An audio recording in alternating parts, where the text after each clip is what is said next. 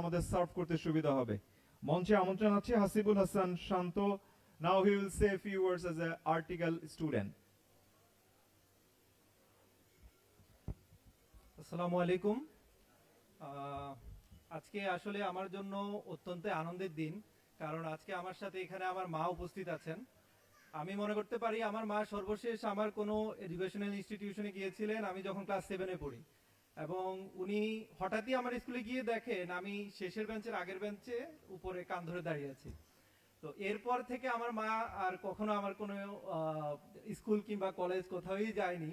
তো আজকে আমি অত্যন্ত আনন্দিত যে আমার মাকে আমি এখানে নিয়ে আসতে পেরেছি। তো আমি একজন মধ্যবিত্ত পরিবারের সন্তান।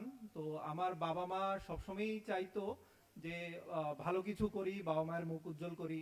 তো আমার মনে হয় আমি অতটা কিছু না করতে পারলেও আমার বাবা মায়ের জন্য অল্প কিছু হলেও করতে পেরেছি।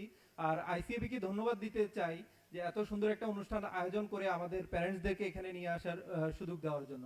সবাইকে ধন্যবাদ। সবাই আমার জন্য দোয়া করবেন যাতে আইসিএবি আমার উপর যে দায়িত্ব দিতে যাচ্ছে আমি যাতে তা সুন্দরভাবে পালন করতে পারি। আসসালামু আলাইকুম।